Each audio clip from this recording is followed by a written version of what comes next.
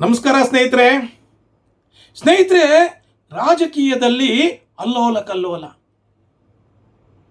ಸಚಿವ ಸಂಪುಟದ ಸದಸ್ಯರೊಬ್ಬ ತಲೆದಂಡ ಸನ್ನಿಹಿತ ಡೆಲ್ಲಿಗೆ ಪ್ರಯಾಣ. ಕಾರಣ ಏನು? ಯಾರವರು? ಈ ಎಲ್ಲ ವಿಚಾರಗಳನ್ನು ನಾನು ನಿಮಗೆ ಸವಿಸ್ತಾರವಾಗಿ ತಿಳಿಸಬೇಕು ಅಂತ ಇದ್ದೇನೆ. ಹಾಗಾಗಿ ನನ್ನ ಈ ವಿಡಿಯೋವನ್ನು ಸಂಪೂರ್ಣವಾಗಿ ನೋಡಿ. ಸ್ನೇಹಿತರೆ, ನಾನು Prajakeeya Srinivas Belur. Welcome to Prajakeeya news. ದಯಮಾಡಿ ನನ್ನ ಯೂಟ್ಯೂಬ್ ಚಾನೆಲ್ಗೆ ಸಬ್ಸ್ಕ್ರೈಬ್ ಆಗಿ. ಸ್ನೇಹಿತರೆ, ಕರ್ನಾಟಕ ರಾಜ್ಯದಲ್ಲೇ ಅತ್ಯಂತ ಪ್ರತಿಷ್ಠಿತವಾದಂತಹ ರಾಷ್ಟ್ರೀಯ ಕಾಂಗ್ರೆಸ್ ಅಧ್ಯಕ್ಷರಾಗಿದ್ದಾರೆ ಕರ್ನಾಟಕ ರಾಜ್ಯದ ಮಲ್ಲಿಕಾರ್ಜುನ ಖರ್ಗೆ ಅವರು. ಅವರ ಮಗ ಕರ್ನಾಟಕ ರಾಜ್ಯದ ಸಚಿವ ಸಂಪುಟದಲ್ಲಿ ಸಚಿವರಾಗಿ ಕೆಲಸ ನಿರ್ವಹಿಸ್ತಾ ಇದ್ದಾರೆ, ಪ್ರಿಯಾಂಕಾ ಖರ್ಗೆ. ಸ್ನೇಹಿತರೆ, ಗುಲ್ಬರ್ಗಾದಲ್ಲಿ ಮೊನ್ನೆ ಒಂದು ಟ್ರೈನಿಗೆ ತಲೆ ಕೊಟ್ಟು ಸುಸೈಡ್ ಮಾಡಿಕೊಂಡ್ರು ಒಬ್ರು ಗುತ್ತಿಗೆದಾರರು. ಅದಕ್ಕೆ ಕಾರಣ ಈ ಪ್ರಿಯಾಂಕಾ ಖರ್ಗೆಯ ನಿಯರೆಸ್ಟ್ ರಾಜು ಕಪನೂರ್ ಅಂತ, ಬಹಳ ಹತ್ತಿರದವರು, ಪ್ರಪಂಚಕ್ಕೆ ಗೊತ್ತಿರೋ ಸತ್ಯ. ಆ ಸುಸೈಡ್ ಡೆತ್ ನೋಟಲ್ಲಿ ಈ ರಾಜು ಕಪನೂರ್ ಅವರ ಹೆಸರಿದೆ. ಹಾಗಾಗಿ ಇದಕ್ಕೆ ತಲೆದಂಡ ಯಾರಾಗಬೇಕು ಅಂದರೆ ಪ್ರಿಯಾಂಕಾ ಖರ್ಗೆ ಆಗಬೇಕು ಅಂತ ಬಿಜೆಪಿ ಎಲ್ಲ ನಾಯಕರು, ಬಿಜೆಪಿ ಎಲ್ಲ ಶಾಸಕರು ಹಾಗೂ ರಾಜ್ಯಾಧ್ಯಕ್ಷರು ಸಹಿತ ಇದ್ರ ಬಗ್ಗೆ ಸಿಕ್ಕಾಪಟ್ಟೆ ಹೋರಾಟ ಮಾಡ್ತಾ ಇದ್ದಾರೆ. ಅದಕ್ಕಿಂತ ಮುಖ್ಯವಾಗಿ 3ನೇ ತಾರೀಕು ಭಾರಿ ಪ್ರತಿಭಟನೆ ಮಾಡಬೇಕು ಅಂತ ತೀರ್ಮಾನ ಮಾಡಿದ್ದಾರೆ. ಯಾಕಪ್ಪ ಅಂತ ಹೇಳಿದ್ರೆ, ಈ ಒಂದು ವಿಚಾರವನ್ನ ರಾಜ್ಯ ಸರ್ಕಾರ CIDಗೆ ರೆಫರ್ ಮಾಡಿದೆ. ಆದರೆ ಬಿಜೆಪಿಯ ನಾಯಕರಿಗೆ ಮತ್ತು ಸಚಿನ್ ಪಂಚಲ್ ಅವರಿಗೆ, ಅವರ ಫ್ಯಾಮಿಲಿಗೆ CID ಕೊಡೋದು ಇಷ್ಟ ಇಲ್ಲ. ಕೊಟ್ರೆ CBI ಕೊಡಿ ಅಂತ ಹೋರಾಟ ಮಾಡ್ತೀವಿ ಅಂತ ಹೇಳ್ತಿದ್ದಾರೆ. ಅದು 3ನೇ ತಾರೀಕುವರೆಗೆ ಗಡು ನಿರ್ಧಾರ ಮಾಡಿಬಿಟ್ಟಿದ್ದಾರೆ. ಭಾರಿ ಹೋರಾಟ ಮಾಡ್ತೀವಿ, ಪ್ರಿಯಾಂಕಾ ಖರ್ಗೆ ಮನೆಗೆ ಮುತ್ತಿಗೆ ಹಾಕ್ತೀವಿ ಅಂತ. ಪ್ರಿಯಾಂಕಾ ಖರ್ಗೆನೂ ಸಹಿತ ಇದನ್ನೇನು ತೀರಾ ಸೀರಿಯಸ್ ತಗೊಂಡಿರ್ಲಿಲ್ಲ. ಅವ್ರು ಏನು ಬಟ್ಟೆ ಹರ್ಕೊಳ್ಳಿ, ಏನು ಮಾಡಲಿ, ನನ್ನ ಹೆಸರೇನಿಲ್ಲ, ನಾನು ಯಾವ ಕಾರಣಕ್ಕೂ ರಾಜೀನಾಮೆ ಕೊಡಲ್ಲ ಅಂತ ಇದ್ರು. ಅವ್ರು ಹೇಳ್ತಿದ್ದೆ ಅಷ್ಟು, ಇದರಲ್ಲಿ ಏನಾದ್ರು ನನ್ನ ಹೆಸರು ಇದೆಯಾ, FIR ಅಲ್ಲಿ ನನ್ನ ಹೆಸರು ಇದೆಯಾ, ಅಥವಾ ಡೆತ್ ನೋಟಲ್ಲಿ ನನ್ನ ಹೆಸರು ಇದೆಯಾ, ನಾನೇನಾದ್ರು ಮಾಡಿಸ್ಲಿಕ್ಕೆ ಸಾಧ್ಯನಾ? ಆದರೆ ಯಾವಾಗ ಈ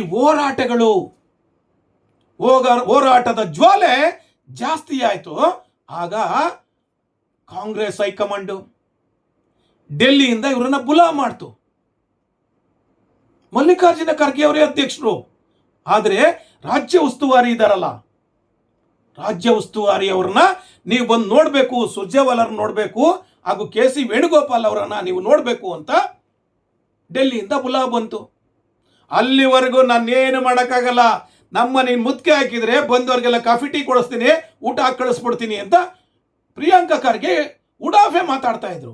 ಯಾವಾಗ ಡೆಲ್ಲಿನಲ್ಲಿ ಇವರಿಗೆ ಸೀರಿಯಸ್ ವಿಚಾರ ಇದು ಬನ್ನಿ ಎಂದಾಗಲೇ ಈ ವಿಚಾರದ ಸೀರಿಯಸ್ನೆಸ್ ಗೊತ್ತಾಯಿತು. ಆಗ ಡೆಲ್ಲಿಗೆ ಹೋದ್ರು.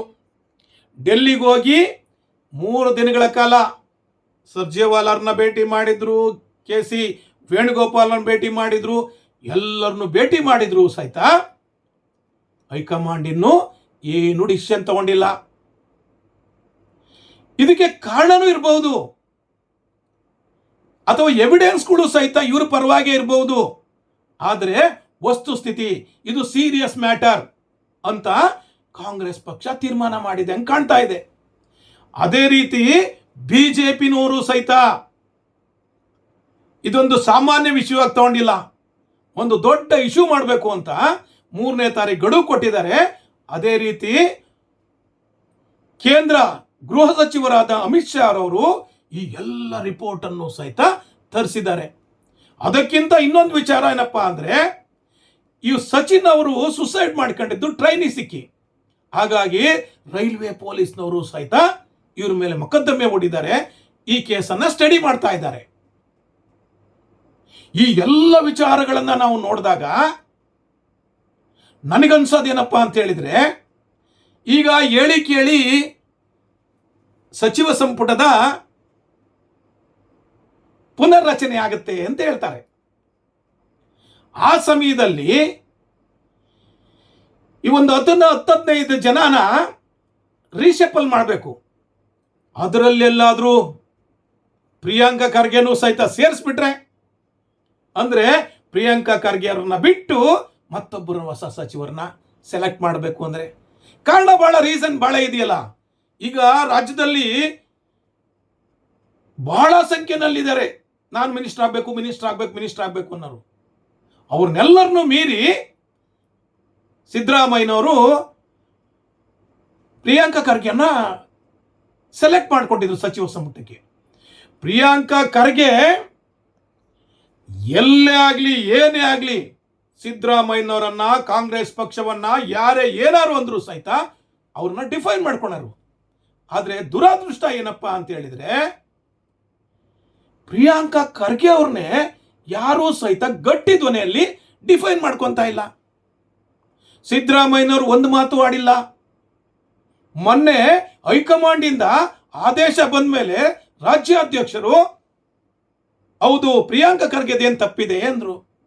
ಪರಮೇಶ್ವರ್ ಅವರು ಹೌದು ಪ್ರಿಯಾಂಕಾ ಖರ್ಗೆದೇನು ತಪ್ಪಿದೆ ಅಂದ್ರೆ ಗಟ್ಟಿ ಧ್ವನಿಯಲ್ಲಿ ಇವರಿಗೆ ಸಪೋರ್ಟ್ ಮಾಡಲಿಲ್ಲ. ಆದರೆ ಪ್ರಿಯಾಂಕಾ ಖರ್ಗೆ ಎಲ್ಲರನ್ನೂ ಸಹಿತ ಈ ಪ್ರೆಸ್ನರ್ ಒಂದು ಹಿಡಿದ್ರೆ ಸಾಕು ಬೈಠಕ್ನಲ್ಲಿ ಎಲ್ಲರನ್ನೂ ಸಹಿತ ಡಿಫೆಂಡ್ ಮಾಡ್ಕೊಂಡರು, ಬಲವಾಗಿ ಮಾತಾಡೋರು, ಕಂಠಸರು, ಗಟ್ಟಿ ಧ್ವನಿಯಲ್ಲಿ ಮಾತಾಡೋರು. ಆದರೆ ಪ್ರಿಯಾಂಕಾ ಖರ್ಗೆ ಅವ್ರಿಗೇನೆ ಯಾರು ಸಪೋರ್ಟ್ ಮಾಡೋರು ಕಾಣ್ತಾ ಇಲ್ಲ. ಸಿದ್ದರಾಮಯ್ಯನವರು ಬರಪ್ಪ ಇಲ್ಲಿ ಅಂತ ಕರೆದು ಏನನ್ನಾಯ್ತು ಅಂತ ರಿಪೋರ್ಟ್ ಕೊಡು ಹುಷಾರು ಅಂತ ಹೇಳಿ ಕಳಿಸಿದಾರಂತೆ. ಅಂದ್ರೆ ಏನರ್ಥ?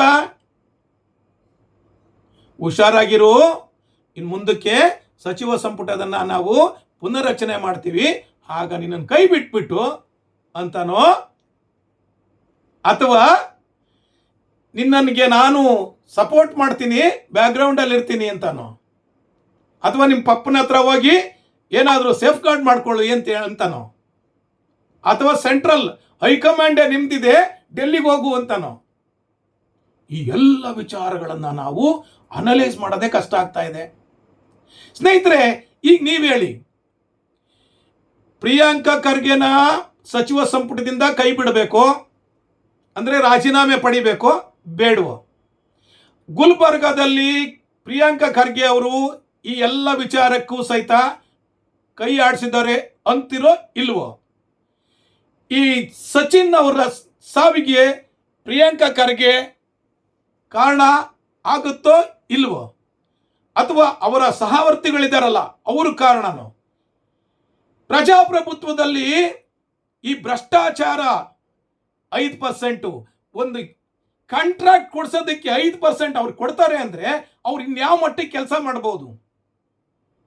ಅದನ್ನ ಈ ಶಾಸಕರುಗಳು, ಸಚಿವರುಗಳು, ಇವೆಲ್ಲರೂ ಅಧಿಕಾರಿಗಳು ನುಂಗಿ ನೀರು ಕುಡಿತಾರೆ ಅಂದ್ರೆ ಯಾರ ಮನೆ ದುಡ್ಡು ಅಂತ ಕುಡಿತಾರೆ?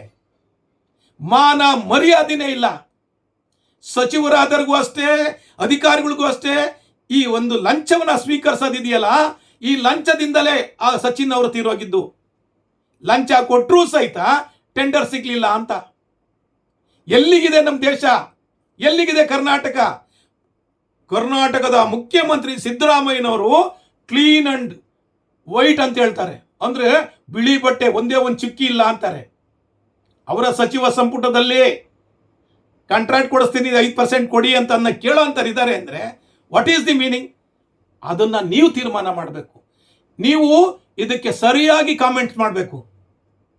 ಈ ವಿಚಾರ ನಮ್ಮ ರಾಜ್ಯದ ಎಲ್ಲರಿಗೂ ತಲುಪುವ ಹಾಗೆ ಮಾಡಬೇಕು, ಶೇರ್ ಮಾಡಬೇಕು. ಇದು ನನ್ನ ಕಳಕಳಿಯ ಮನವಿ. ನನ್ನ ಈ ವಿಡಿಯೋ ನೋಡಿದ್ದಕ್ಕೆ ನಿಮಗೆಲ್ಲರಿಗೂ ಥ್ಯಾಂಕ್ ಯು ವೆರಿ ಮಚ್. ಇನ್ನೊಮ್ಮೆ ಕೇಳ್ತಾ ಇದ್ದೀನಿ, ನನ್ನ ಯೂಟ್ಯೂಬ್ ಚಾನಲ್ಗೆ ಸಬ್ಸ್ಕ್ರೈಬ್ ಆಗಿ, ಲೈಕ್ ಮಾಡಿ, ಶೇರ್ ಮಾಡಿ. ಒಳ್ಳೆಯ ವಿಚಾರಗಳಿದ್ರೆ comments. Thank you very much.